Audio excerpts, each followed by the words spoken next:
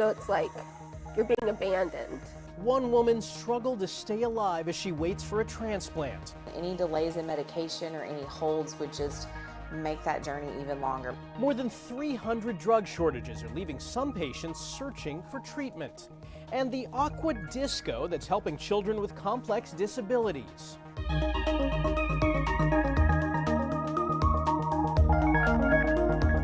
Welcome to Eye on Health, where we focus on stories that affect your physical and mental well-being. I'm Michael George. Just in time to crash your summer plans, cases of COVID-19 are on the rise across the country. Although individual cases are no longer being counted, the CDC says that infections are growing or likely growing in most states. Infectious disease expert Dr. William Schaffner calls this the summer bump that's happened every year since 2020. We have a bump in the summer, and then it goes down in the fall and goes up more substantially in the winter. After years of exposure, Dr. Schaffner says our bodies are more prepared to fight the virus, but he still encourages everyone to take precautions. Virtually all of us have had some experience with COVID in the past, whether through infection or vaccination or both. So what we call our population immunity is much better, so there are fewer severe diseases. Updated COVID-19 vaccines will be available from Moderna, Novavax, and Pfizer later this year. The CDC recommends everyone 6 months and older should get vaccinated. And a new study suggests those pesky common colds that children always get may have also protected them from COVID-19. Researchers at Yale School of Medicine analyzed nasal swabs taken during the pandemic and found many children were infected with other respiratory pathogens. They found those frequent infections may have boosted their immune systems, protecting them against the worst effects of COVID. Aside from COVID, something else to worry about at your summer parties: foodborne illnesses. But we have some key tips to keep your cookouts safe. It's a sound we love to hear, that sizzle on the grill. But no one wants a holiday cookout to end with someone getting sick.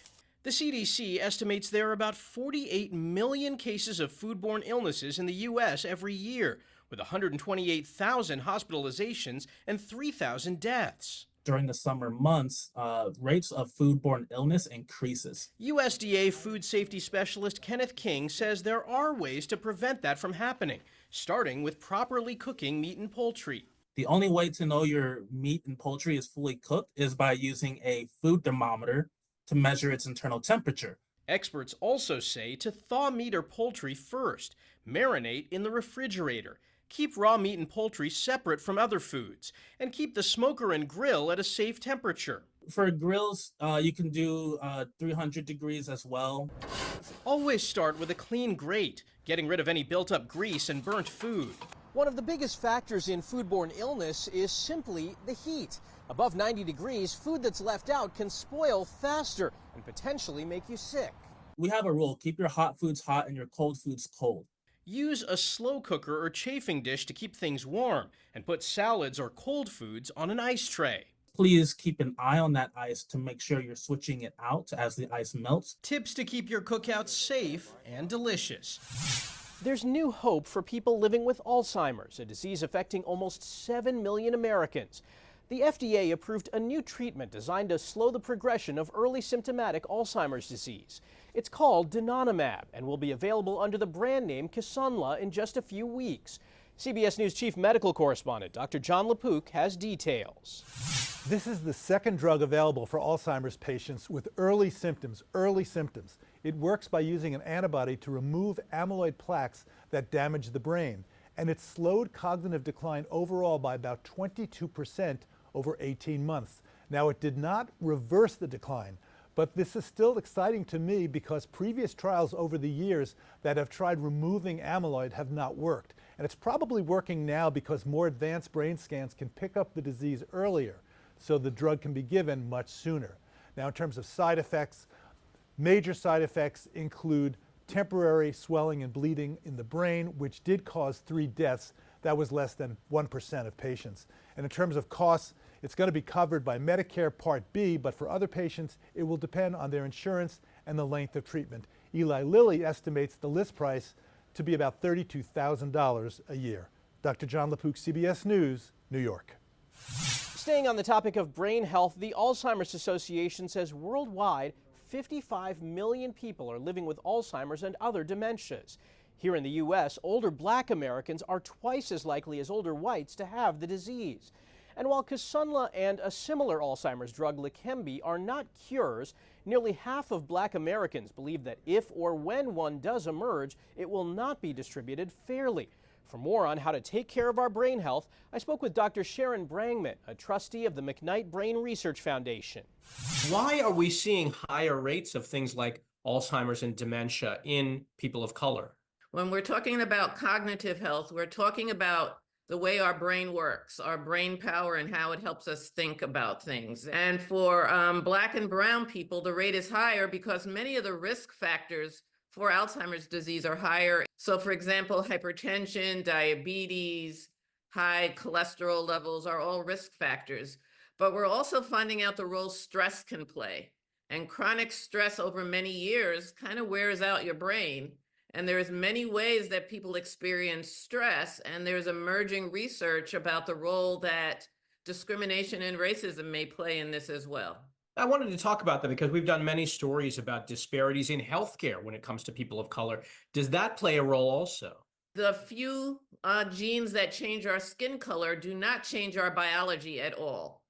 So what happens is we get the social determinants of health, the way the world perceives you, can impact your health, whether it's physical or mental. So I think that's the important point. We tend to focus on divisions when actually our bodies all work the same. So what do we do to address these higher rates of cognitive issues among these communities? So it's important for people to understand the importance of exercise, taking a walk every day for about 30 minutes, how important diet is. You know, we tend to see high cholesterol, high salt, high sugar foods, or foods that are over-processed. And those we know are not good for our brain. Be careful about the alcohol you're drinking, because alcohol is actually toxic to our brain cells, and there's no safe level of alcohol that you can drink. Get a good night's rest, because when you get sleep, that actually helps our brain clear out all these toxic chemicals that build up during the day as our brain is thinking. And it's also very important to remain socially connected with people. And that's not just on screens, that's face to face. And then finally, one of the other big things is to reduce the stress in your life. So there are ways that you can reduce stress, either by meditation. Exercise is a great way to do that.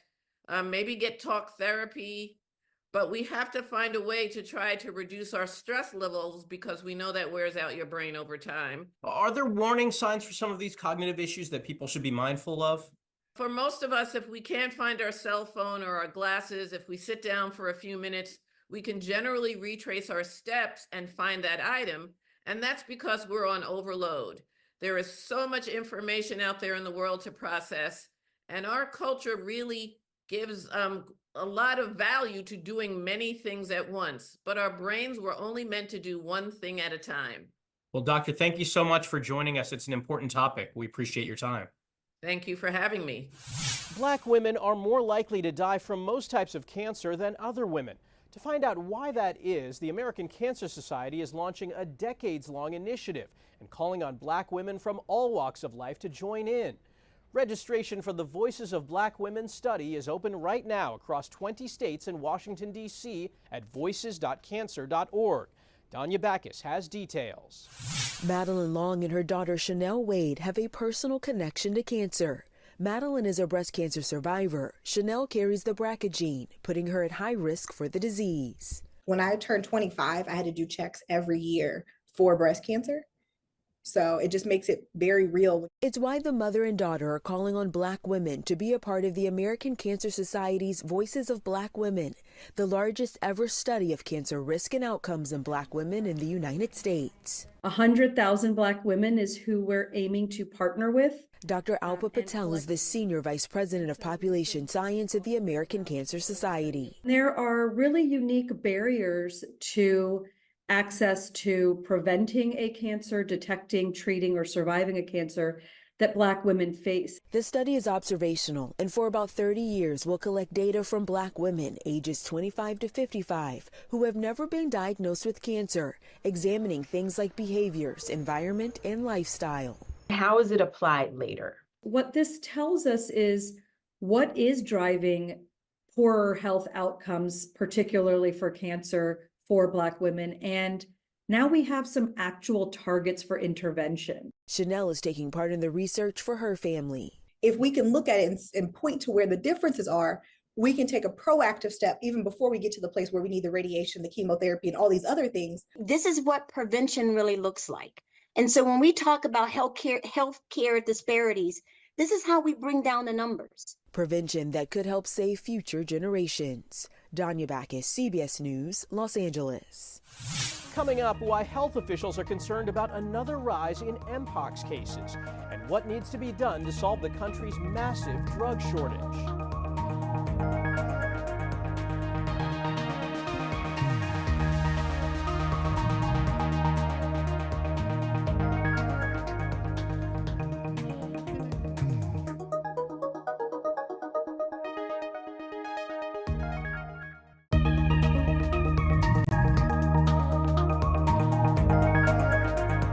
Welcome back. Pharmacists are sounding the alarm as more than 300 medicines, including treatments for the side effects of chemotherapy, are in short supply. President Biden called on Congress in April to address the broken drug market, while also offering an incentive to hospitals to keep key drugs in stock. Skylar Henry learned how the shortages can make or break a patient's recovery. Kristen Zastapel and her now 16-year-old son Brighton are on the other side of what she calls his scary battle with leukemia. You almost don't feel like you're in the room. It becomes kind of this surreal nightmare. Brighton's chemotherapy journey wasn't always easy. He landed in intensive care for a bit and endured grueling pediatric treatments for 30 weeks. But Zastapel says it wasn't until the drugs Brighton needed were in short supply that she began to worry. It was the question of, is he going to get what he needs? Are we even going to be able to have the best chance at beating this? Is it a cost issue? Is it a resource issue? All of the above. Michael Gagno with the American Society of Health System Pharmacists says drug shortages are reaching historic highs. We tend to think of some of the pharmaceutical companies making lots and lots of money, but in reality, some of these generic medications make very, very slim margins. The Biden administration wants Congress to pass legislation to address the issue. Advocates from the nonprofit Angels for Change are putting pressure on manufacturers to bolster the supply chain. It has to be sustainable. It has to be redundant. And we have to have recourse so that if it does fail, we know exactly what tools we're going to activate. We were very lucky in that Brighton was such a fighter and really pushed through. Now that his cancer is in remission, Zastapel is sharing Brighton's story. Every minute we were trying to get closer and closer to that finish line, and any delays in medication or any holds would just make that journey even longer. Advocating for others struggling to access life-saving medication. Skylar Henry, CBS News, Washington. Pride Month is over, but there's a health issue for the LGBTQ community that's not going away. More than 2 years since the initial Mpox outbreak, cases are trending up again. CBS News medical contributor Dr. Celine Gounder shows us the efforts to protect those most at risk. Amid the music and the rainbows at Los Angeles Pride Month events, public health officials are armed with a serious message: stick it in and get vaccinated against Mpox. Since Mpox is not really in the news right now, they don't necessarily feel a need. Army Cachero and the public health outreach team at UCLA are concerned about a resurgence of Mpox, which broke out across the U.S. and other countries in 2022. Only 23% of those at risk nationwide are vaccinated. The virus causes severe rash and blistering, body aches and fever, and it can even be deadly. Jose Velasquez didn't need his arm twisted to roll up his sleeve. He remembers the fear and pain of being infected with Mpox in 2022. I was actually hospitalized. I got to the point that my lymph nodes were really swollen. 1, 2, 3. How was that? I didn't feel it. You didn't feel anything? No, I feel a little relief. Men who have sex with men and trans women are at highest risk. But there are barriers to getting the most vulnerable protected with the 2-dose vaccine. Why are vaccination rates lower among people of color? Just misinformation, lack of healthcare, lack of trust. Across the country, public health officials are scrambling to prevent a repeat of the panic and confusion of the summer of 2022. Nick Diamond and his husband Coletso Mafakane are public health advocates in New York. I think it's really personal because it's our friends and our neighbors who are concerned about infection. Their research found that many people at risk connect online and hook up in private homes, and that public health messaging must adapt. That requires new thinking, that requires collaboration, and that requires urgency and speed. If we don't build that muscle, we're going to suffer more than we need to suffer. Have you gotten your shot already? In Los Angeles, I'm Dr. Celine Gounder for CBS News. Experts predicted that nearly 50% of the world's population will be nearsighted by 2050. A study by Chinese researchers found screen exposures from computers and televisions were significantly associated with myopia, though smartphones were not. Kirsten Mitchell spoke to an optometrist about how best to take care of your eyes. At the Children's Museum of Minnesota, few screens are in sight. Thankfully, you guys are utilizing a lot of your own skills and creativity, huh? It's a welcome tech break I'm liking it a lot. in a society glued to our screens. The kids are better at the tablets than I am, which kind of scares me a bit. I'm like, you're 5 and you are great at this. But research shows screen time is having a real-world impact. We see a lot more nearsightedness now than we did 20, 30 years ago. Dr. Andrew Ritter is an optometrist at M Health Fairview. How early does myopia start to emerge in kids? I mean, I've seen it in very, very young kids, but we tend to see it in school age years. Is that an actual change in your eye? Yeah, so physically, a myopic eye is a longer eye. Far away, we can think of like 2 parallel light beams coming in. In a perfect scenario, it focuses right on the retina and is nice and clear. In nearsighted individuals, it would focus more inside the eye. And in farsighted individuals, it would focus back here. Myopia can be caused by genetics. He has LASIK, so he has glasses too, so yeah, both of our families. But studies show it can also develop from prolonged close-up activities, screen time, and spending too much time indoors. Focusing up close, looking at things at near, your eyes are working hard and putting strain on them. And by doing that, we see an increase in nearsightedness. Do you have rules around screen time at home? Not strict rules. We are a little bit flexible with Duke because he is autistic, so screen time has helped him develop some of his vocabulary. He loves Miss Rachel. We try to do it where as long as the chores are done, they get an hour. If the chores aren't done, then they lose the hour for a day. What is the general recommendation for kids and screen time? Yeah, so I tend to defer to the American Academy of Pediatrics.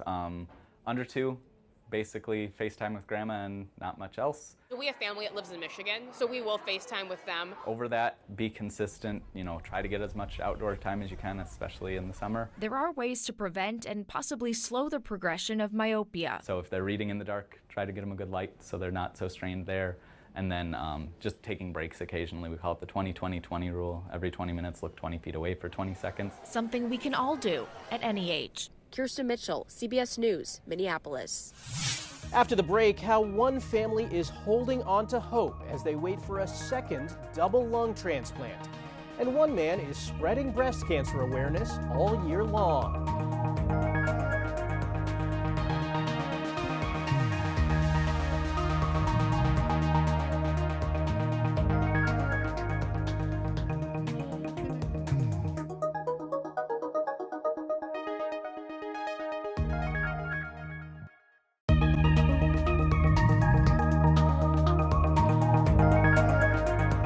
Welcome back. Breast Cancer Awareness Month isn't until October, but a Louisiana man says that doesn't matter. This is awareness on steroids. I can promise you that because I'm not stopping.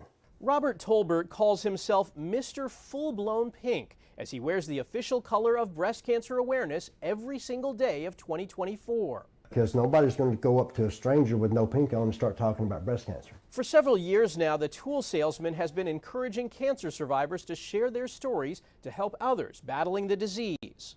It was very emotional, and it was almost like the moment I started healing. If I can get them for 2 minutes, I said, I'll get them smiling, I'll get them thinking, but it's all going to be about pink.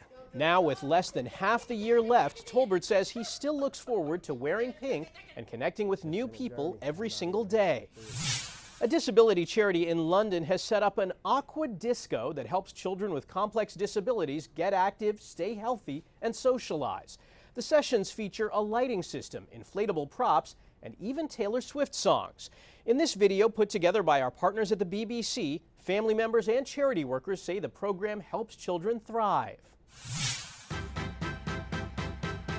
It's got the lights, it's got the music, it's got friends. And she just absolutely loves it, and she's thriving from all the benefits. It just means that he can be free, really enjoy his time there, have things to play with, socialize with other children. Ariana has a condition called global development delay, and this affects her movement and her ability to navigate in spaces. So movement in water is fantastic, and this sensory swimming is exactly what Ariana needs in order to be able to learn to balance herself. Since we've been attending on a regular basis, it's provided him with a very safe space to become very confident in water. Imagine you're splashing in the water. Again, show me how you... Because of the fact that many children with additional needs, their muscles don't perform as well as able-bodied children. They need all that exercise, and the water supports them to be able to do that. We're going to stretch our arms out, wave them about. The session's set up for individuals with complex disabilities between the age of 4 and 16 years old. There's sensory lights in the pool, there's lots of equipment, things like inflatable guitars and microphones. She's getting twice, maybe thrice as much activity, and her muscle tones has improved tremendously since she started swimming. She's so much more confident when walking. She's able to move herself, and she's just going from strength to strength because of this program. So it's been wonderful for us. A young Pennsylvania woman is in a desperate fight for her life. 9 years after having a double lung transplant, she now needs another one. As Stephanie Stahl reports, the family is remaining hopeful in this difficult time. Follow the tubing to 22-year-old Jen Dunley, who's in the fight for her life, hooked up to tubing for oxygen and nutrition. I am waiting for another double lung transplant. She has cystic fibrosis, a lung disease, and had the first transplant when she was 13. Oh, I just remember how much pain I was in. Now, 9 years later, at home in Narberth, a series of complications have caused the transplanted lungs to fail. I'm a special case. Because I'm a redo, it's riskier. And because of that, most hospitals rejected her case. So it's like you're being abandoned. There's only one hospital in the U.S., basically, that has accepted me, and that's in New York. So I need to be there because they're my only hope. But there are financial barriers to being in New York. Insurance only covers part of the medical expenses. It's been really hard, so I've used my savings and my retirement funds just to get us here. Jen's mom, Laurel, has spent decades taking care of her, determined to save her daughter's life. We've moved so many times just to get better care. We got these shirts made. This is my logo. Now they're raising money with help from the Children's Organ Transplant Association, #Jen'sLungs. It feels like every week I get worse. The waiting is excruciating. Now it's all about managing Jen's fragile condition with a lot of medications. Yeah, and it's hard. It's getting harder for her to swallow and breathe at the same time. But this mother-daughter duo is keeping hope alive that somehow they'll get to New York and find the right match. Stephanie Stahl, CBS News. That's this week's Eye on Health. I'm Michael George. Thanks for joining us, and be well.